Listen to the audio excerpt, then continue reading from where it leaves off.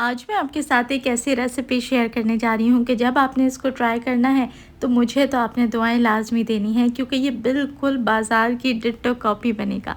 अच्छा, बाज़ार में इसकी एक प्लेट मिलती है 700 से 800 रुपए के दरमियान, लेकिन जो सामान आपको लेकर आएंगे ना वो 700 से 800 के दरमियान आ जाएगा, जिसमें 10 से 12 प्लेटें आराम से बन जाएंगी।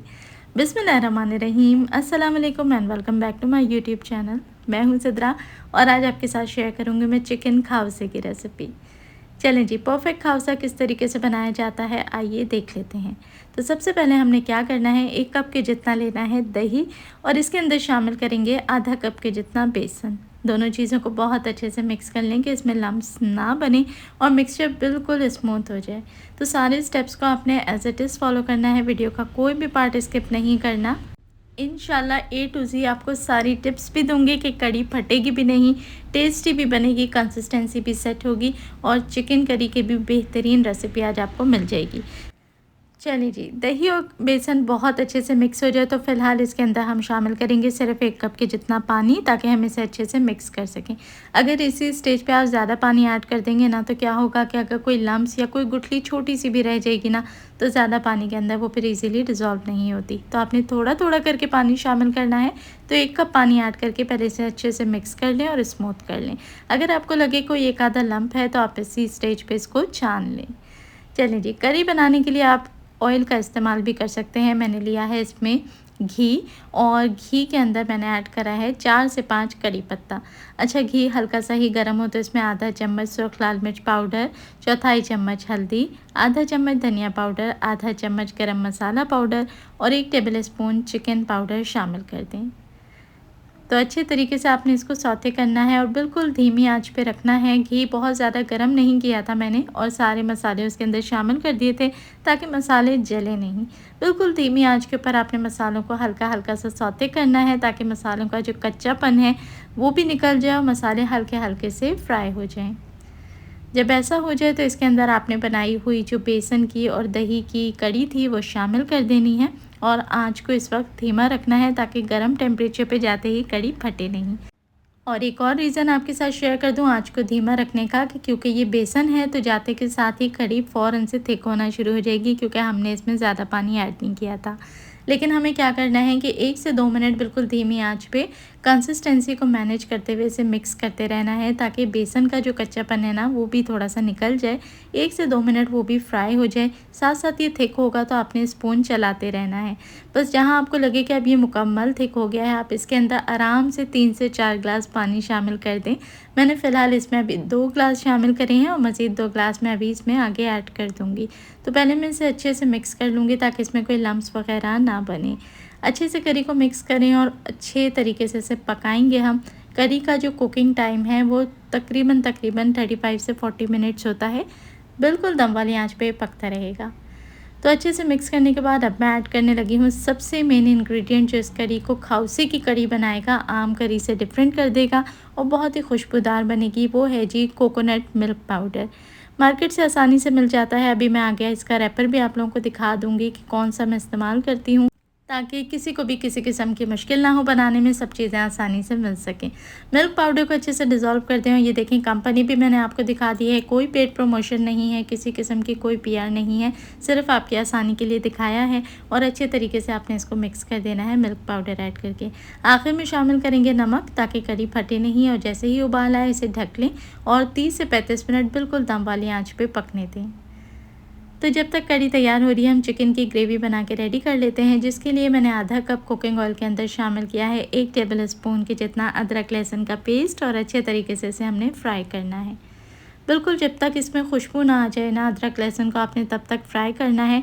खाउसे के अंदर अरोमा का बहुत ज़्यादा गेम होता है। हर चीज़ के अंदर उसका एक टिपिकल अरोमा होना चाहिए, एक खुशबू होनी चाहिए, जिसकी वजह से जो खाउसे है ना वो बहुत ही स्पेशल बन जाता है।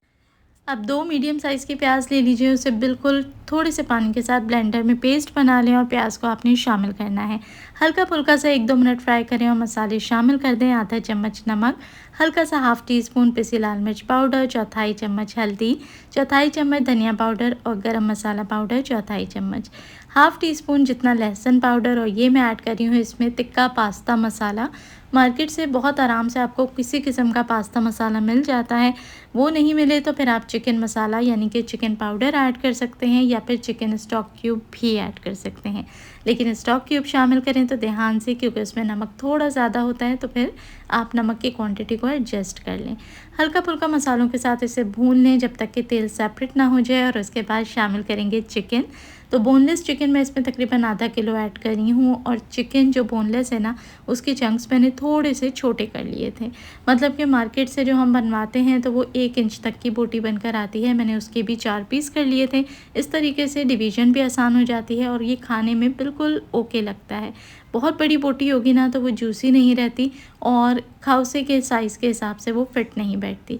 तो मेक श्योर कि साइज़ को थोड़ा छोटा कर लें और हल्का सा इसको फ्राई कर लें। अब 2 छोटे साइज़ के टमाटर ले लें, उनकी प्यूरी बना के इसके अंदर शामिल कर दें। टमाटर के साथ भी बहुत अच्छे से मिक्स करें और अब इसके अंदर 1 कप के जितना पानी शामिल कर दें।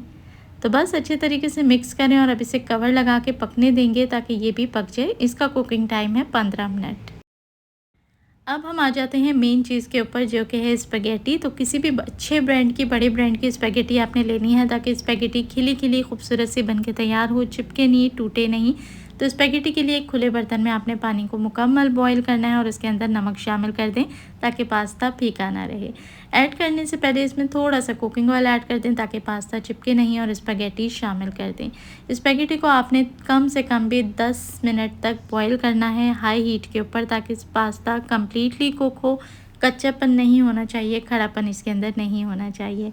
और जैसे ही पास्ता कम्प्लीटली बॉईल हो जाएगा तो आपने पास्ता को ड्रेन करना है। ठंडे पानी से अच्छे तरीके से इसे 1 से 2 मिनट तक वॉश करना है और फिर थोड़ा सा ऑयल डाल के इसके ऊपर छोड़ देना है। तो चलें जी, अब यहाँ पर देख लेते हैं। हमारा पास्ता तो बॉईल हो चुका है, हमारी जो चिकन की करी है वो भी बन रही है, चिकन का सालन बहुत अच्छा बन रहा है, तेल सेपरेट हो चुका है और खुशबू आ रही है बहुत ही मज़ेदार। तो बस हमने क्या करना है, अब इसमें से थोड़ी सी तकरीबन 1 कप के जितना जो सिर्फ सालन है ना इसका, यानी कि ग्रेवी, उसको हमने यहाँ सेपरेट करना है। ये बहुत इम्पॉर्टेंट टिप है खाउसे को मज़ेदार बनाने की, तो इसका आपने मिस नहीं करना। अच्छा, यहीं पर आपसे कहूँगी कि वीडियो अगर अच्छी लग रही है तो झटपट से करें ना वीडियो को लाइक करने में कंजूसी ना किया करें।